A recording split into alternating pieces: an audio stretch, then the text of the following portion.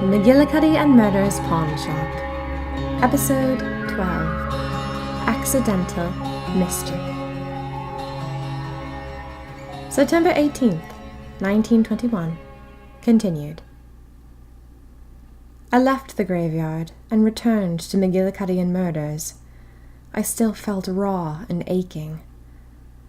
I sat down on the love seat, kicked off my heels, and unwrapped a sandwich I'd saved from earlier. I munched disconsolately. I had no idea what to do next.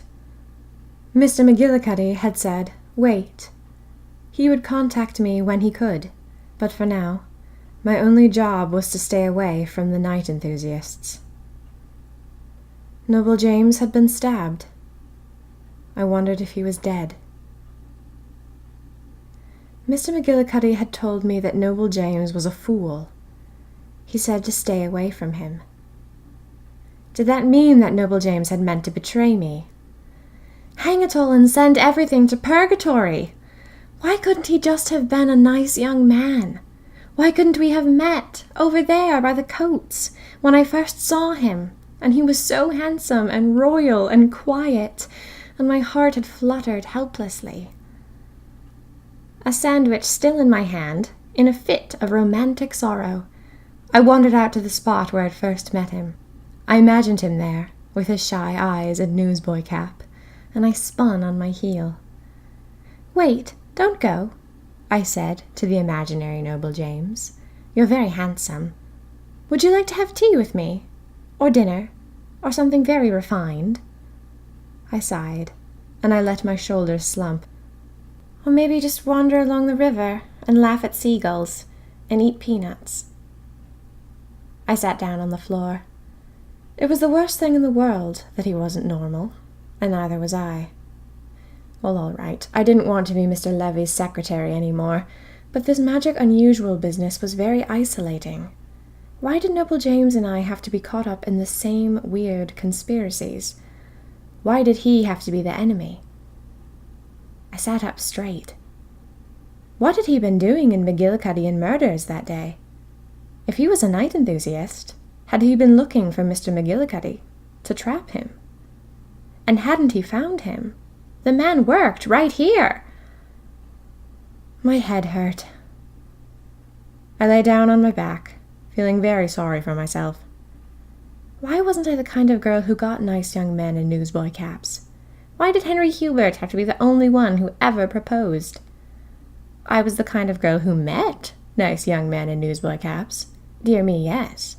And they thrilled my heartstrings. And then they turned out to be evil conspirators with magic powers. I thought again of his blood, all over my fingers. Oh, please don't be dead, I whispered. You're such a nice young man, even if you are part of an evil cult society. I shut my eyes. Please don't be dead. I finished my sandwich, sadly, sitting on the floor. Then I was tired. Terribly, terribly tired. I wasn't just tired from tonight. I was tired from the last 6 years of my life. I had an ache in me so deep I didn't know what to do with it. It is all very well to be magic, but it's not very good to be magic all alone. September 19th, 1921. Diary. I have ruined everything. I am an idiot. Mr. McGillicuddy said, stay away from Noble James. He's a fool. You can protect yourself. You're safer alone, he said. Well, I've gone and damned everything. I think. I had the funniest experience in the world today. I was waiting in line for lunch. I wasn't in Germany or anything. I was just getting lunch from a place across town. I'm afraid to leave the city in case Mr. McGillicuddy can't find me ever again. My last thread of human connection is here, and I'm not going to break it for anything in the world. So, I wasn't far. Just across town. I was wearing a disguise, getting a soup and sandwich, and I was feeling a bit nervous because, believe you me, my money is running rather thin. I said I didn't want to rob banks, but I'm not sure what I'm going to do next. I've been avoiding the papers and any mention of my murder case because, egads, it's appalling to have your reputation ruined by a flock of criminals. At least my life isn't totally ruined. I don't have too many people whose opinion I cared about. In other words, I didn't lose much. Just a few friends. But friends who would turn me into the police if I showed up on their doorstep. I'm getting lonely. I'm going to stop writing about this. Anyway, my life. My life is ruined, and possibly the life of the young woman I was standing next to in line. Did I implicate her in my murder scandal? No, it was worse than that. Can you imagine anything worse than being implicated in a murder scandal? Well, there is, and I did it. I made her a magic unusual. I didn't do it on purpose. I was standing behind her in line, minding my own business, when she turned around. As soon as I saw her face, every hair on my arms stood up. Goosebumps. I didn't know what was wrong. For a split second, I thought she was a night enthusiast, and my magic unusual senses were cluing me in. But then I looked at her eyes, and I saw they were brown. Sweet, ordinary brown. She hadn't a drop of magic in her.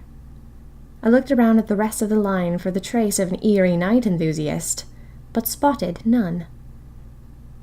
The girl went up to the counter for her soup. She fished around for change for several seconds, and everyone else in line began to fidget.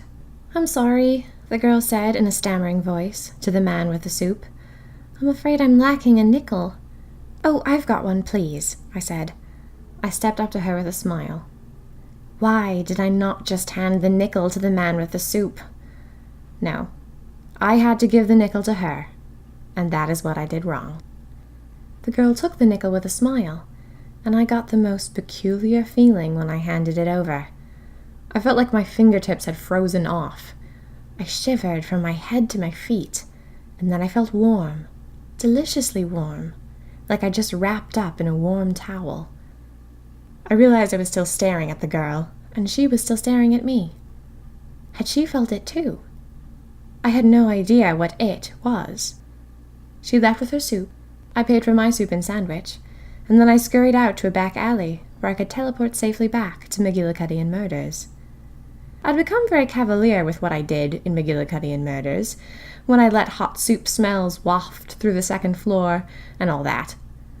No one ever came into McGillicuddy and Murders. I once saw an old woman looking at earrings, and that was all.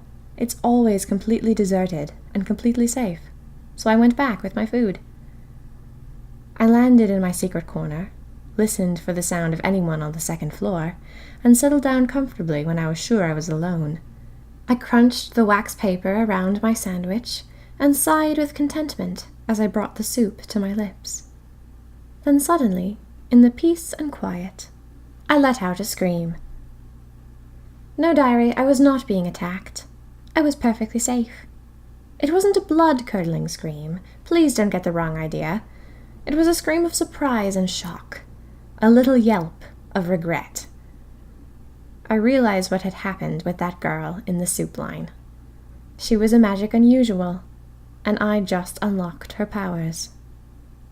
That's why I'd felt the tingle of electricity from her, even though her eyes weren't hazel.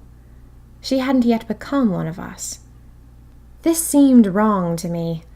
I had a twisted feeling in the pit of my stomach, as though I was part of a sick joke. Nickels should not make magic unusuals. It was too haphazard. It was ridiculous. Surely we had to do it deliberately, or something. I guess not. I just doomed a girl to a life of confusion. I didn't know how to reach Mr. McGillicuddy, to tell him to find her first. If the night enthusiasts found her, the way they'd found me, then she was doomed to the same cruel riddle I'd been forced to face on the bottom of the sea. I could find her myself, of course. But what good would that do? I was wanted by the night enthusiasts, and finding her all by myself was like painting a target on her back. But if I didn't get to her first, surely the night enthusiasts would. We hope you've enjoyed episode 12, Accidental Mischief, of McGillicuddy and Murder's Pawn Shop. McGillicuddy and Murder's Pawn Shop is written and performed by Minerva Sweeney Wren, all rights reserved. Please subscribe, share it with your friends, and support Minerva Sweeney Wren at patreon.com/Sweeney Wren. McGillicuddy and Murder's Pawn Shop will continue next week with episode 13, Melinda Merkel Strikes Again.